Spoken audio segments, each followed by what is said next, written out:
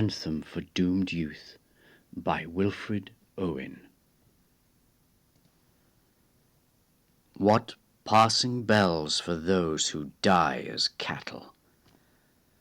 Only the monstrous anger of the guns, only the stuttering rifle's rapid rattle can patter out their hasty orisons. No mockeries now for them, no prayers, nor bells, nor any voice of mourning save the choirs, the shrill, demented choirs of wailing shells and bugles calling for them from sad shires. What candles may be held to speed them all? Not in the hands of boys, but in their eyes shall shine the holy glimmers of goodbyes. The pallor of girls' brows shall be their pall, their flowers and tenderness of patient minds, and each slow dusk a drawing down of blinds.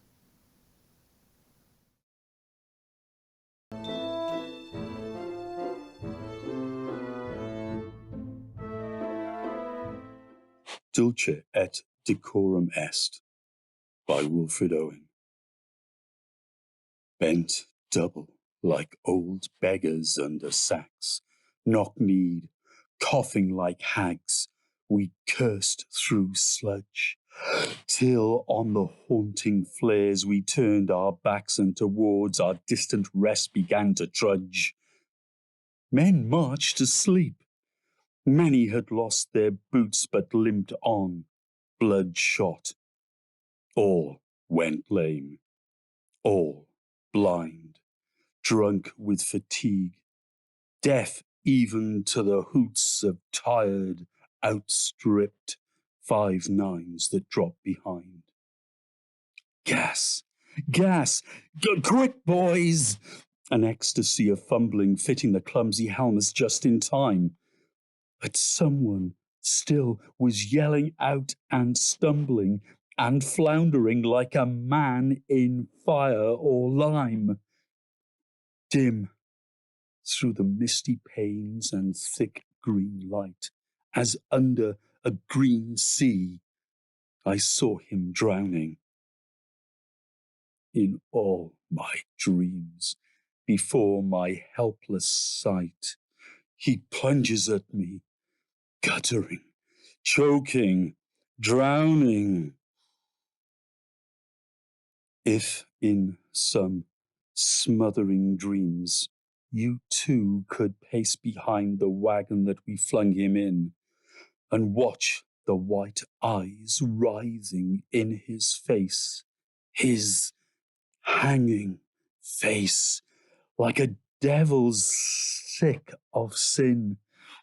If you could hear at every jolt the blood come gargling from the froth-corrupted lungs, obscene as cancer, bitter as the cud of vile, incurable sores on innocent tongues. My friend, you would not tell with such high zest to children, ardent for some desperate glory, the old lie. Dulce et decorum est pro patria more.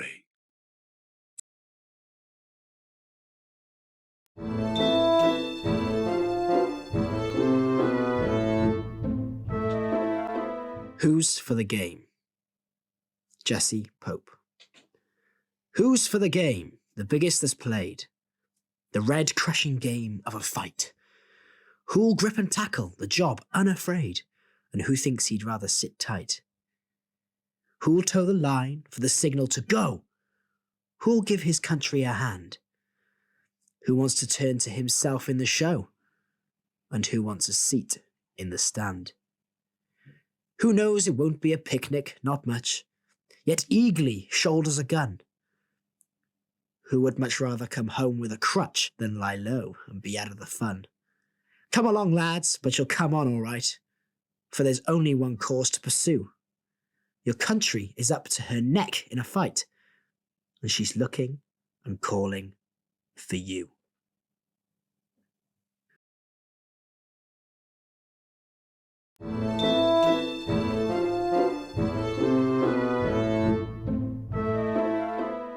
Suicide in the Trenches by Siegfried Sassoon.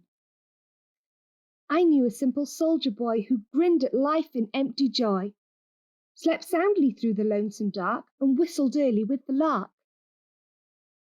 In winter trenches, cowed and glum, with crumps and lice and lack of rum, he put a bullet through his brain. No one spoke of him again. You smug-faced crowds with kindling eye who cheered when soldier lads marched by, sneak home and pray you'll never know the hell where youth and laughter go.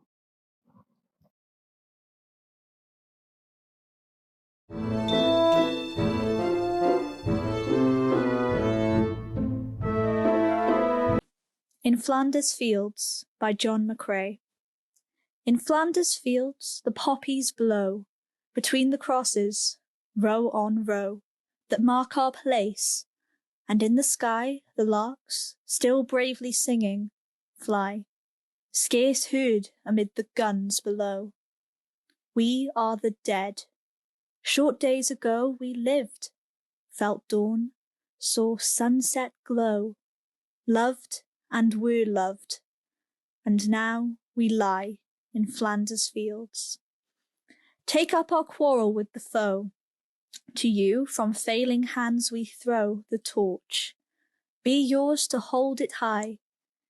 If ye break faith with us who die, we shall not sleep, though poppies grow in Flanders fields.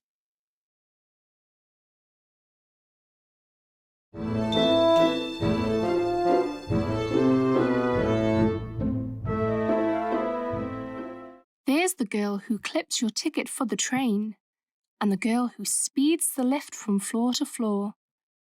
There's the girl who does a milk round in the rain, and the girl who calls for orders at your door. Strong, sensible, and fit, they're out to show their grit, and tackle jobs with energy and knack. No longer caged and penned up, they're going to keep their end up, till the khaki soldier boys come marching back. There's the motor girl who drives a heavy van. There's the butcher girl who brings your joint of meat. There's the girl who cries, "All fares, please," like a man. And the girl who whistles taxis up the street. Beneath each uniform beats a heart that's soft and warm, though of canny mother wit they show no lack. But a solemn statement this is, they've no time for love and kisses, till the khaki soldier boys come marching back.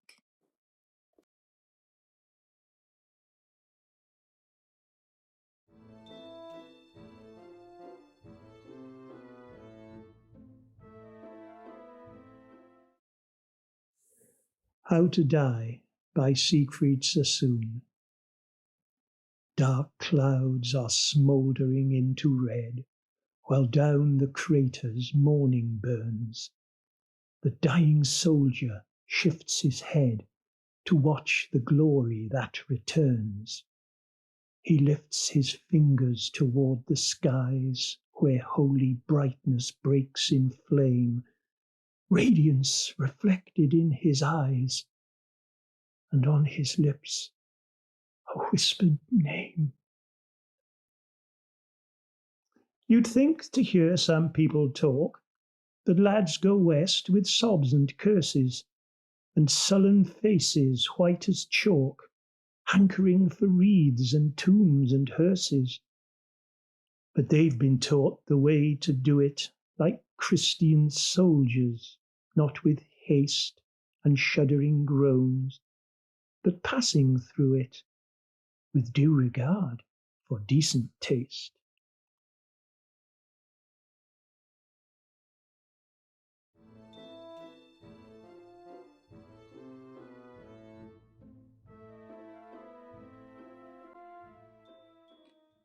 Break of Day in the Trenches by Isaac Rosenberg.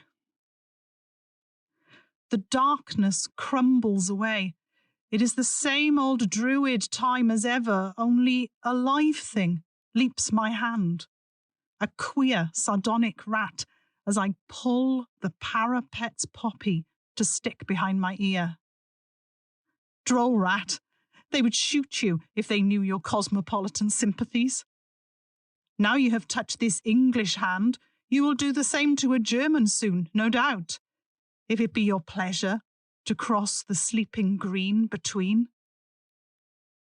It seems you inwardly grin as you pass strong eyes, fine limbs, haughty athletes, less chanced than you for life, bonds to the whims of murder, sprawled in the bowels of the earth, the torn fields of France. What do you see in our eyes at the shrieking iron and flame hurled through still heavens? What quaver, what heart aghast? Poppies whose roots are in men's veins drop and are ever dropping.